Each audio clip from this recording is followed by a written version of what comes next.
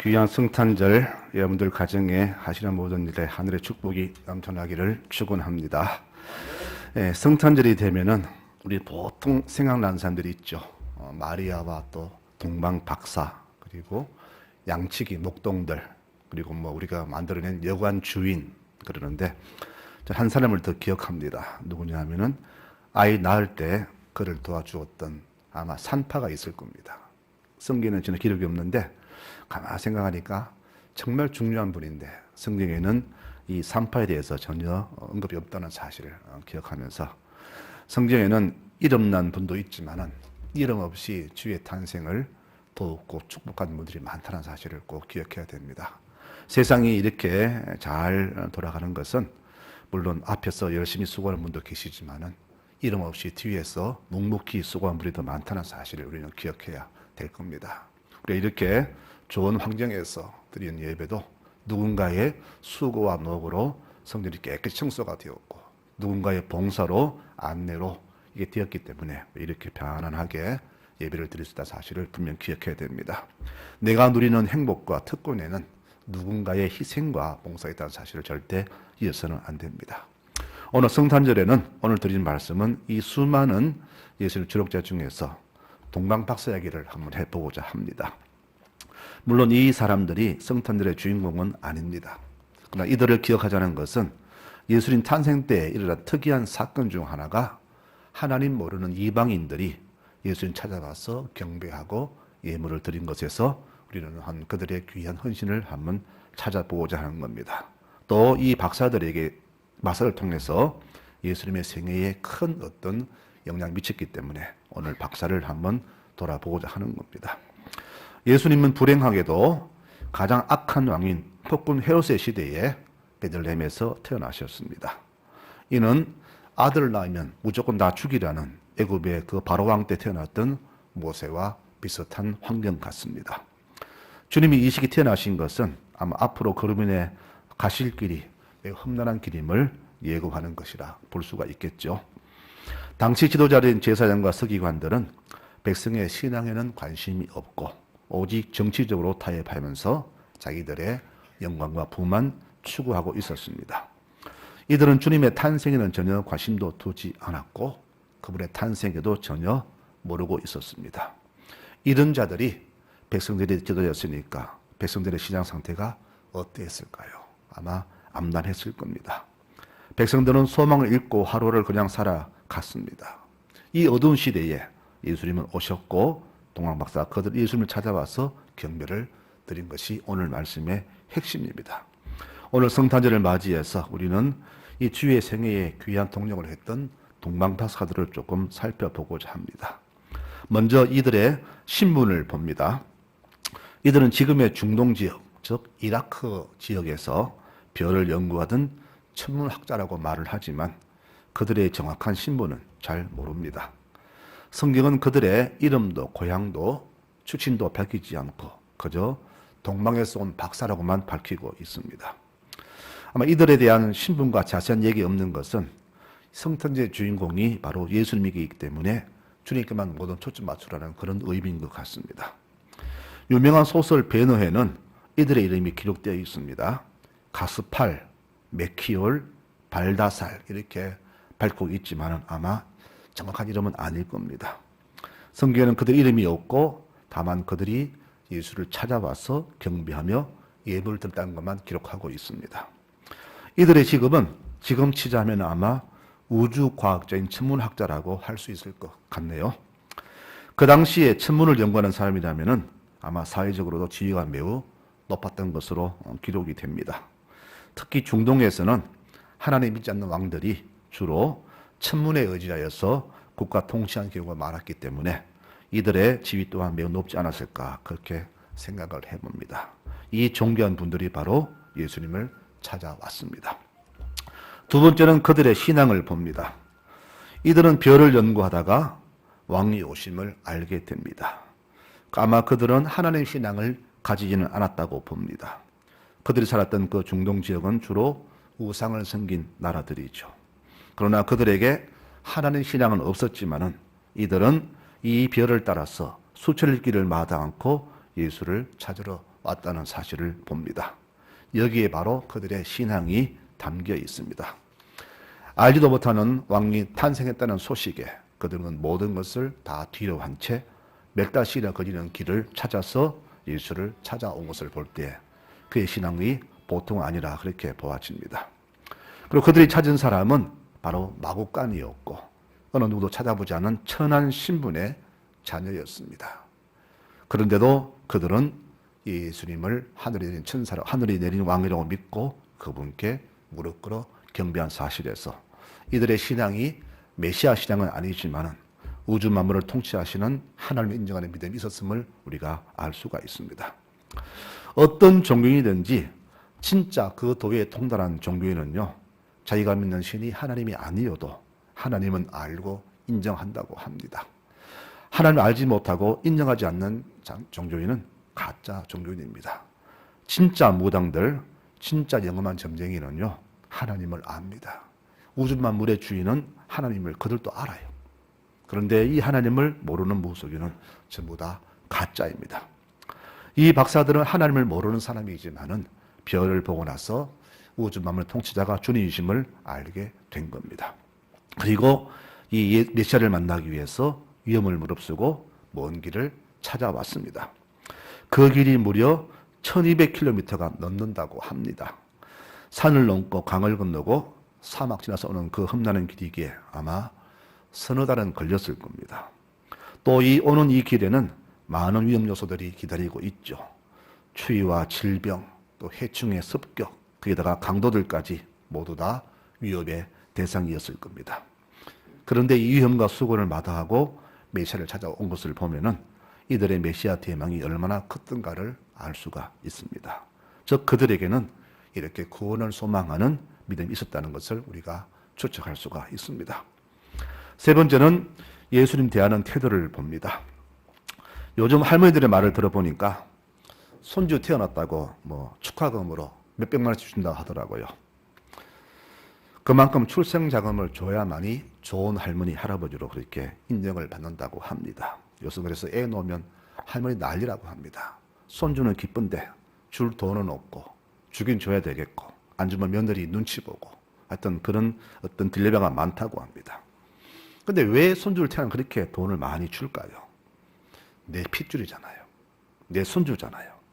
그만큼 귀한 겁니다. 남의 손주 태어났는데 이렇게 많이 주는 이웃은 없습니다. 그만큼 내 친한 핏줄, 내 손주니까 그에게 가장 귀한 것으로, 많은 것으로, 존귀한 것으로 선물을 주는 것이 우리의 모습이 아닙니까? 자, 하나님은 이 아들을 이 땅에 보내셨지만은 그 아들을 아무렇게나 대하지 않았습니다. 매우 존귀하게 대하도록 이 땅에 예비하셨습니다. 천사들을 보내어서 온 세상을 하늘 영광으로 밝히셨고 하나님께 드리는 모든 제물을 담당하는 목동들에게 제일 먼저 예수를 만나게 하셨으며 이어서 존귀한 박사들을 통해서 예수의 탄생을 이렇게 최고로 축하하게끔 이렇게 예비하셨습니다. 이 박사들이 예수를 얼마나 귀히 여겼는지는 그들이 드린 예물에서 볼 수가 있습니다. 존귀하고 고마운 것이 많은 분일수록 우리는 귀한 선물을 주지요. 참 고마운 분, 감사한 분, 잊지 못할 분에게는 선물을 드려도 가장 귀한 것, 좋은 것을 드립니다. 아무거나 안 드립니다. 이 박사들의 예물을 보면 그렇습니다. 황금과 몰약과 유향이라 그렇게 했습니다. 이 황금은 내가 가장 귀한 분 드리는 가장 귀한 선물입니다. 자, 이 땅 물질 중에서 가장 비싸고 귀한 것이 바로 황금이며 이 황금은 변치 않는 것을 말하는 예물입니다. 즉, 이 예물을 통해서 예수님이 이 땅에서 가장 존귀한 분임을 인정하는 예물을 드렸습니다. 몰약은 사람이 죽으면은 바르는 약품인데 이 몰약의 값이 황금보다 몇 배나 더 비싸며 주로 왕이나 귀족들 죽을 때 바르는 그런 귀한 약품입니다. 또 유향은 황금보다 10배나 비싼 기름입니다. 이 선물은 예수님이 우주 만물에서 가장 존귀한 분임을 나타내는 그런 예물의 표시가 됩니다. 정말로 주를 사랑하고 주의 교회를 사랑하는 분과 그렇지 않고 의무적으로 왔다 갔다 하는 부인의 예배 드리는 자세와 헌금하는 모습과 또 기도의 분량과 순종과 봉사한 태도는 눈에 띄게 다릅니다. 제 눈으로 봐도 확 표시가 나는데 주님 눈에는 얼마나 정확할까요? 성경 말합니다. 네가 나를 존귀히 여기면 나도 너를 존귀히 여기리라. 여러분 이 말씀을 꼭 귀담아 들으시기 바랍니다. 박사들이 얼마나 우리 예수님을 귀히 여겼는지는 불언 천리를 마다하고 찾아온 것과 드린 예물을 통해서 그 마음을 알 수가 있습니다. 그리고 이 드린 귀한 예물들은 훗날 예수님의 그 가족이 애국 도망갔을 때에 아마 거기에서 있는 동안에 귀하게 쓰였을 것으로 그렇게 추측이 됩니다. 이렇게 박사들은 예수님을 귀히 여긴 그런 분입니다. 마지막으로 이 박사들의 신앙을 보면은 하나님 말씀에 순종한 것을 볼 수가 있습니다. 이들에서 볼 수 있는 더 극적인 장면이 있는데 바로 하나님 말씀에 순종한 것이죠. 헤롯과 약속했죠. 우리가 가서 예수를 만나면은 돌아올 때 왕을 만나 뵙겠습니다. 약속을 했습니다. 그런데 이 약속은 왕의 약속입니다. 어기는 것은 뭡니까? 곧 죽음이죠. 헤롯도 자기가 메시아 형제였다고 말하지만은 그 속셈은 뭡니까? 예수를 죽이겠다는 그 속셈이죠. 이 사실은 박사들도 몰랐고 그 부하들도 몰랐습니다. 철저하게 비밀로 해서 아무도 모르게 예수를 제거하려고 했던 것이 헤롯의 흉궤인데 하나님은 알고 계셨고 박사들에게 다른 길로 가라고 꿈으로 지시하십니다. 이것은 이 박사들에게도 모험을 건 행위입니다. 왕의 약속을 거스르고 다른 길로 간다는 것은 죽음을 의미하는데 그들은 죽음을 각오하면서 하나님의 명령에 순종한 것입니다. 그래서 바로 이를 통해서 어쩌면 예수님의 어린 생명이 보호받았을지도 모릅니다. 예수님은 스스로 하늘 보좌를 포기하고 오셨고 하나님께서 이렇게 존귀한 탄생 선물을 주님께 주셨으며 이 동방박사와 세례요한 같은 이 귀한 땅 신선한 사람들을 통해서 예수님의 생애에 큰 길을 예비하게 하셨습니다. 오늘 성탄절을 두고 어떤 분은 투덜댑니다. 물론 우리 전부 교회는 아닐 겁니다. 성탄 다음 날 내일이 주일인데 합쳐서 드리지 뭐 또 굳이 토요일 일요일 따로 드리냐 이렇게 불편한 분이 있는 것을 보았습니다.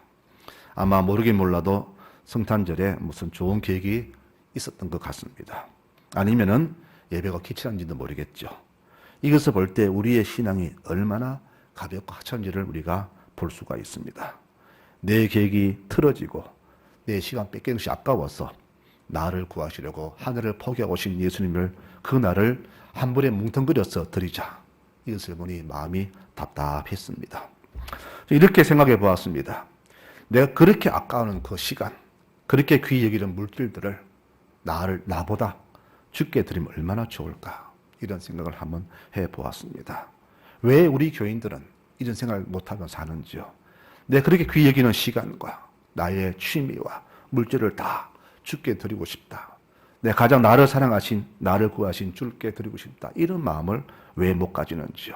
어떻게 하면 시간 내어서 나를 즐기고 나를 귀하게 여길까? 이런 데 마음을 드는 것을 볼 때에 우리 신앙이 이거밖에 안 되는가? 이것을 보면서 내가 주님을 대하는 태도가 극히 작다는 것을 늘 보게 됩니다. 나의 관심과 나의 물질과 나의 시간이 어디에 가장 많이 쓰이는가를 보면은 나의 가장 관심이 누구인가를 알 수가 있겠죠. 성도 여러분, 우리는 누구를 가장 귀히 여겨야 됩니까? 하늘 아버지는 우리를 귀히 여기셔서 아들을 보내셨습니다. 외아들을 보내셔서 이 땅에서 죽이셨습니다. 그렇다면은 우리는 당연히 나를 구하신, 나 대신 죽으신 예수님께 모든 초점을 맞추는 것이 맞지 않느냐. 이 아침에 이 말씀을 드리고 싶습니다. 우리는 귀한 선물 예수님을 주신 하나님께 정말로 감사의 마음을 표해야 합니다. 내가 배고플 때 밥 한 그릇 사줘도 그 은혜가 평생 잊지 않아지는데 나 위에 아들을 주기까지 사랑하신 하나님의 그 사랑을 우리 어찌 이 드리는 예물과 시간을 드린다고 해서 그것으로 내가 다 했다고 이렇게 자부할 수가 있겠습니까? 오늘 우리는 이 박사들을 보면서 조금은 반성해야 합니다. 그분은 예수님을 모릅니다. 하나님 모르는 사람들입니다. 그러나 몰랐지만은 그들이 느끼는 그들의 참신 하나님을 알게 되었고 이 예수를 위해서 그게 먼 길을 찾아와서 경배했다는 것, 우리보다 못한 것이 없다는 것을 보게 될 때에 우리의 믿음이 얼마나 하찮은가를 다시 한번 깨닫게 됩니다. 성도 여러분, 우리 믿는 사람들은 믿지 않는 사람과는 다른 생각으로, 다른 방법으로, 다른 길로 살아야 됩니다. 이게 바로 성도의 자세입니다. 저들과 똑같이 살아서는 안 됩니다. 또 저들과 타협해서는 안 됩니다. 타협하지 않으면 내게 손해가 오고 위험이 오더라도 목숨을 걸고 타협하지 않고 하나님 주신 길로 가는 것이 성도의 자세가 아니겠습니까? 우리는 말씀을 받은 사람들입니다. 이 말씀에 생명이 있고 구원이 있고 축복이 있습니다. 우리는 말씀을 늘 받지만 과연 이 말씀을 내 가슴에 새기며 살아가고 있는가? 한 번쯤은 이 성도들 아침에 스스로 자기에게 돌아봐야 할 것입니다. 하나님께서는 이 박사들의 수고와 헌신을 보시고 이들의 생명을 보호해 주셨습니다. 참 놀라운 일이죠. 만일 이 박사들이 헤롯을 만났다가는 아마 예수도 죽고 자기들도 죽었을 겁니다. 이 비밀을 숨기기 위해서 아마 지도새도 모르게 박사들은 죽었을지 모릅니다. 그런데 하나님께서는 그들의 생명을 구하시려고 다른 길로 가라고 하셨고 그들은 그 명령에 따라서 생명 거진 것을 우리가 추측해 봅니다. 물론 나중에 헤롯이 베르데름 근방 지역에 아이를 다 죽임으로써 이때 죽은 아이들이 한 14,000명 정도 죽었다고 합니다. 2살 아래니까 완전히 씨를 완전히 멸해버린 것이죠. 예수님 인하여서 비록 죄 없는 아이들이 죽임당했지만은 그러나 하나님의 인류 구원 계획을 막지는 못했습니다. 하나님께서는 이 구원 사역에 이방 사람인 동방 박사들을 사용하셨고 또 이들은 겸손히 목숨을 걸고 하나님 명령에 순종했던 것을 오늘 보게 됩니다. 하나님은 사람을 사용하실 때에 믿음 좋은 사람도 쓰시지만은 믿음 없는 자도 들어 쓰시고 약한 자도 쓰시고 때로는 죄인도 쓰시고 누구든 다 쓰십니다. 중요한 것은 우리 믿는 사람들이 우리 모든 교우들이 하나님의 귀한 섭리에 귀하게 쓰임 받는 모두가 되었으면 하는 것이 제 개인의 바람입니다. 성도 여러분, 하나님의 귀한 섭리에 귀히 쓰임 받는 여러분들 되시기를 축원합니다. 좋은 일에 쓰임 받기를 바랍니다. 영광 드러난 일에 쓰임 받는 여러분들 되시기를 바랍니다. 우리 생애가 얼마 남은지 잘 모르겠지만은 우리 모든 교우들도 이 박사들처럼 우리 주님을 위해서 일평생을 이렇게 헌신된 모습으로 살았으면 참 좋겠습니다.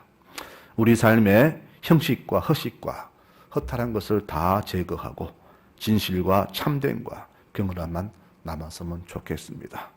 성탄절만 되면 이런 생각 드는 것은 우리 모습이 늘 그렇기 때문이 아니겠습니까? 이 성탄절은 공교롭게도 연말연시와 맞물려 있습니다. 그래서 한 해를 마무리하고 또 새해를 맞이하는 송구영신의 새겨신도 중요하지만은 무엇보다도 나를 위해서 죽음을 결정하시고 오신 주님의 그 사랑을 기억하는 귀한 성탄절이 되어야 할 줄로 믿습니다. 더불어 하나뿐인 아들을 우리를 위해서 사지에 모아라 넣어야만 했던 아버지의 하나님의 그 아픈 가슴도 헤아리는 성탄이 되었으면 좋겠습니다. 사랑하는 성도 여러분, 이 동방화사들 그들은 하나님 모르는 사람들이지만은 어쩌면 우리보다 수십 년 믿은 우리보다 더 큰 하나님의 뜻에 합당하게 했던 사람들 아닌가 그렇게 추측을 해봅니다. 우리는 바로 이들보다 부끄럽지 않은 모습으로 신앙인으로 살아가야 됩니다. 이 땅에 산다는 것은 믿음으로 산다는 것은 정말로 고귀한 희생의 한 부분이 될 겁니다. 이 땅에서 성도로 산다는 것은 나의 유익과 특권과 권리를 다 내려놓고 오직 주님을 위해서 나를 다 바치는 것, 이것이 바로 신앙인의 삶이 아니겠습니까? 이와 같이 날마다 우리 신앙이 새로워지고 더 강건해지고 더 격렬해지는 우리 모든 교우들이 되시기를 축원합니다. 어제보다는 오늘이 더 나아지고 오늘보다는 내일이 더 나아지는 귀한 믿음의 성장에 있는 우리 교우들 되시기를 축원합니다. 그래서 훗날 오시는 그 날에 가장 먼저 우리 송나제일 교우들이 주를 맞이하는 그런 귀한 영광이 있었으면 참 좋겠습니다. 누구보다 이 동방 박사보다 그 목동들보다 가장 먼저 우리 교회를 찾아오셔서 만나주시는 그런 귀한 두 번째 성탄이 되시기를 축원합니다. 메리 크리스마스.